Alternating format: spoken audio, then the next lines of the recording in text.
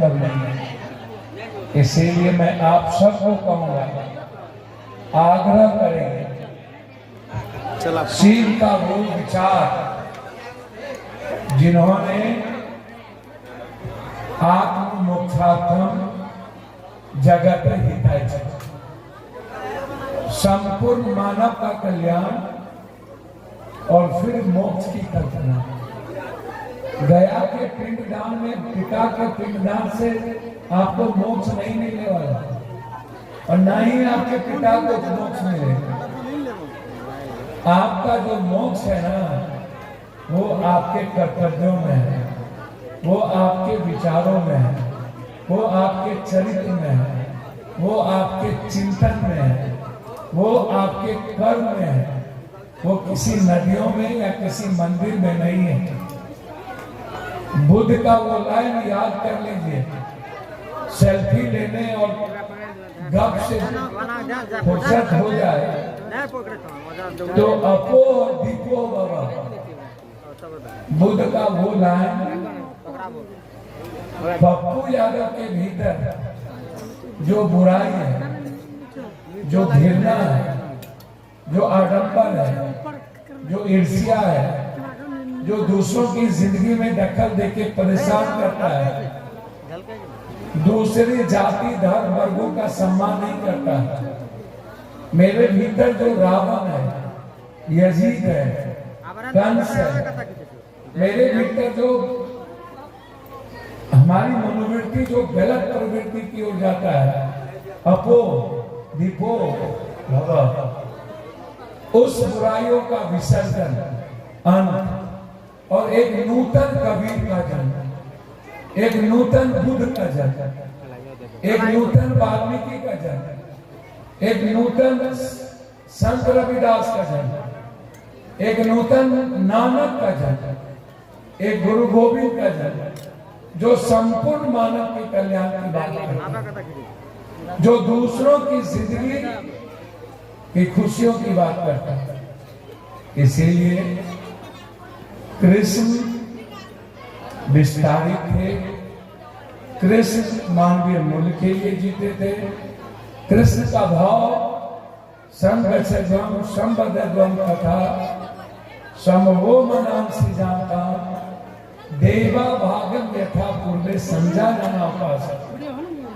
कृष्ण का भाव विराट था, देवत्व का था।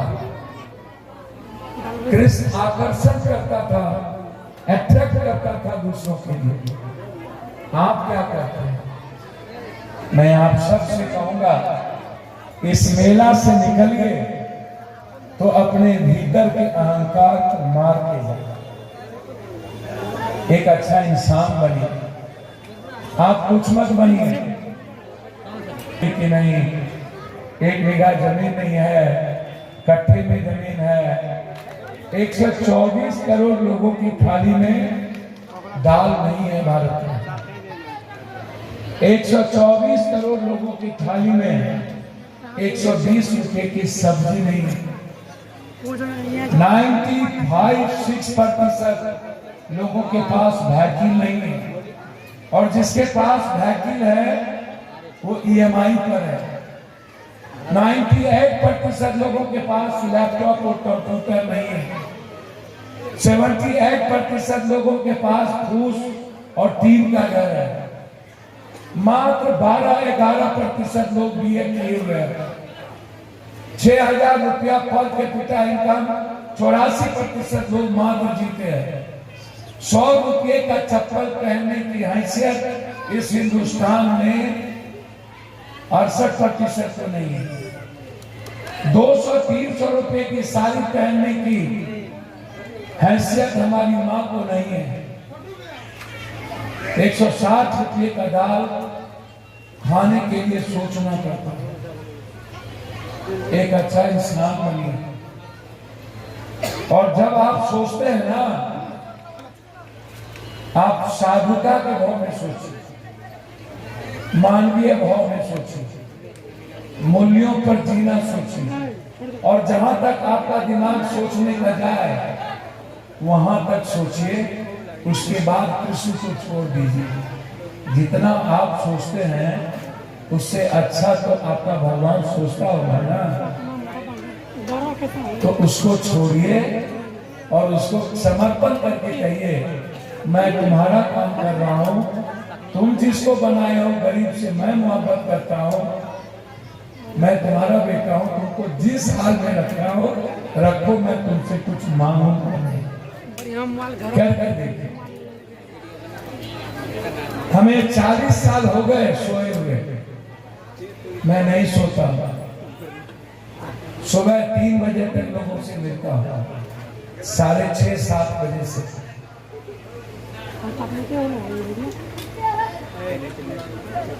प्रयास करता हूँ कि इस देश के हर इंसान की मदद हो। कोई रिश्ता नहीं बचा इस दुनिया में। रिश्ता तो हमने कोरोना में देखा, पति ने पत्नी को छोड़ दिया, माँ ने बाप को छोड़ दिया, बेटा ने बाप को छोड़ दिया, भाई ने भाई को छोड़ दिया, कोई लाश नहीं उठाता। गांव में दामाद को नहीं प्रवेश करने दिया। कोरोना में हमें महसूस हुआ, वैसे तो हम पहले ही इंसान को जानते हैं, ये किसी का नहीं होगा रुकेगा। मैं पहले ही जानता, लेकिन कोरोना में ये महसूस करा दिया कि रिश्ते कुछ नहीं होते। हजारों लाश हम उठाते थे, 9 महीना पैदल चलते चलते भारत में थक गए। कोई अस्पताल नहीं था जहां बचाने का प्रयास नहीं किए। पटना के बाद में मेरा ब्लड सड़ गया, डॉक्टर ने कहा मर जाइएगा। मैंने कहा डॉक्टर साहब आप अपने दायित्व का निर्माण करिए, और जब तक पटना का बात खत्म नहीं हो तब तक हमारे कर्तव्यों को मुझे पता है क्या करना है।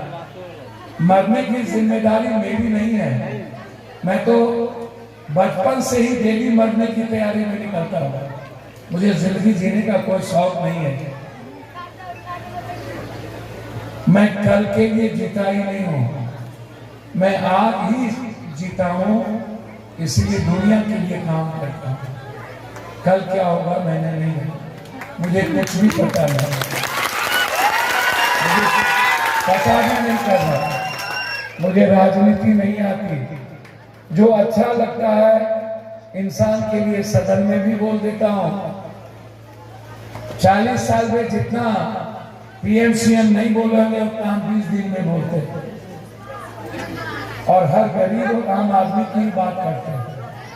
हमें फालतू पता ही नहीं है।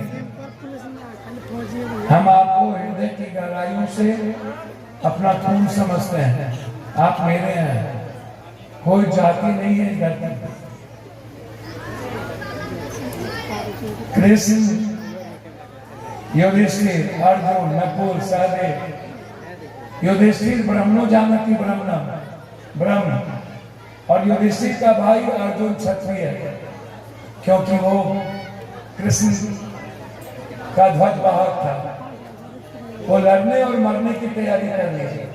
नकुल वैश्य, सहदेव शूद्र, क्योंकि वो खेत में काम करता था। कृष्ण की बहन की शादी अर्जुन के बहन से, अर्जुन से, सुभद्रा का, और अर्जुन की बहन की शादी कृष्ण से, रुक्मणी का। कहां जाती थी? सदाशिव जब दुनिया में आए और हम सब लोग चिंपांजी और बंदर के बाद आए, और पहली शुभ विवाह धरती पर रिश्तों की शुरुआत शिव ने की। कहां जाती थी? रास्ता पटना जाने का खगड़िया, भागलपुर और मुजफ्फरपुर होके हो सकता है, लेकिन पहुंचना तो पटना। हमारा और इनका विचार, सगे भाई और पति पत्नी का विचार अलग, माँ बाप का विचार अलग हो सकता है, लेकिन खून तो एक ही है ना। इसलिए यहाँ जितने लोग हैं, पप्पू और आपके खून में कोई फर्क नहीं है। मैं आपकी इज्जत, मेरी लाइफ पर आपका अधिकार है, मेरी जिंदगी आपकी अमानत है। आपकी खुशियों के लिए और आपके न्याय के लिए मैं दुनिया से टकराऊंगा भी, जरूरत पड़ेगा तो खत्म भी करूंगा और खत्म नहीं। आपके हर न्याय का ख्याल है मुझे। इस इलाके का विकास, हल्का का विकास, कोड़ा का विकास जिसको अछूत समझा था लोगों ने, मैं फलका कोड़ा के हर इलाके में उतना दूंगा जितना आजादी के बाद आज तक किसी ने नहीं दिया। आप चिंता ना करें।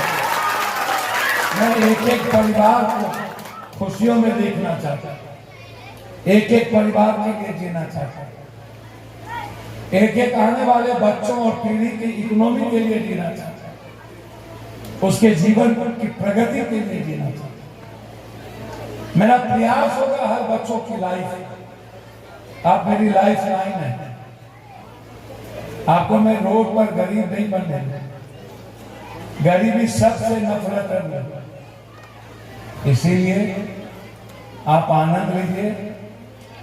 संगीत का कार्यक्रम है। संगीत जीवन को परमात्मा की ओर ले जाता है। संगीत का भाव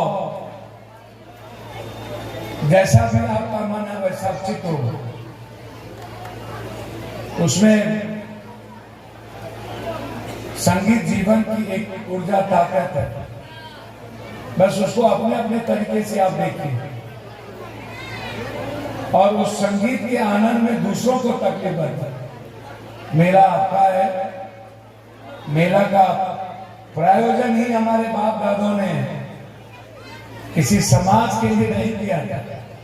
राजा महाराजाओं ने इस प्रायोजन को किया था इसीलिए ताकि वो अपने समाज में जो 90-95% लोग जो काम करने वाले थे उसको बांध के रख सके।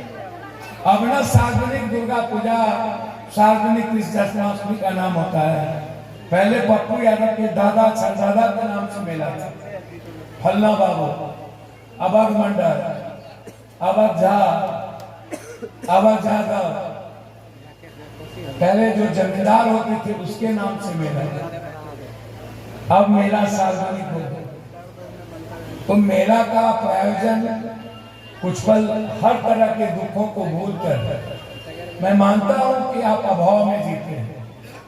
मैं मानता हूं कि आपकी आंतरिक खुशी आर्थिक कारणों से कमजोर है। आपके आर्थिक रूप से हमारे बच्चे यदि कुछ खाना चाहेंगे तो मन पर बोझ हो, इसलिए आप मेला का आनंद लें। मैं आपसे विदा लेने के पहले एक सगे भाई की तरह और बेटे की तरह यह विश्वास दिलाने जाता हूं, जब आपकी सारी उम्मीदें खत्म हो जाए तो बस एक ही उम्मीद बचती है, पप्पू यादव याद, सिर्फ एक उम्मीद, वो है पप्पू यादव। जब आपके सारे रास्ते बंद हो जाए, लगे कि अब क्या, बीमार है माँ, अब क्या, पैसा नहीं है, बच्चे कैसे बचेंगे, हार्ट बाबूजी कैसे बचेंगे, मेरा भाई कहाँ इलाज कराएगा, हमारा परिवार अच्छा नहीं है, न्याय नहीं मिलता है। तो जब सारे रास्ते बंद हो जाए तो एक रास्ता शुरू होता है पप्पू यादव, और वो सारा रास्ता पूर्णिया तक पहुंचती है। सुबह 1 बजे तक मैं इंतजार करता हूँ आपका और आपके साथ खाना खाता हूँ, फिर रात के 11 बजे से 3 बजे तक आपके साथ रहता हूँ। इसीलिए आपका वो घर है, न्याय का मंदिर है, और मैं सिर्फ आपका खून हूँ, आपका विश्वास, आप मेरे अभिमान हैं, आप मेरे स्वाभिमान हैं और आप मेरे सम्मान हैं। मैं हृदय की गहराइयों से कृष्ण से आप प्रार्थना करता हूँ कि आपका सारा कष्ट, सारा दुख, सारा रोग, सारा अन्याय पप्पू यादव का हो जाए, आप पर किसी भी तरह का संकट ना हो। मैं जब तक जिंदा हूँ तब तक न्याय कहीं नहीं होगा, न्याय सिर्फ गरीबों के लिए और आम आदमी के लिए। मैं इन्हीं शब्दों के साथ आप सबको, बहनों को भी, बेटियों को भी, माँ को भी, बुजुर्गों को भी, पुनः एक बार कर्मयोग कृष्ण,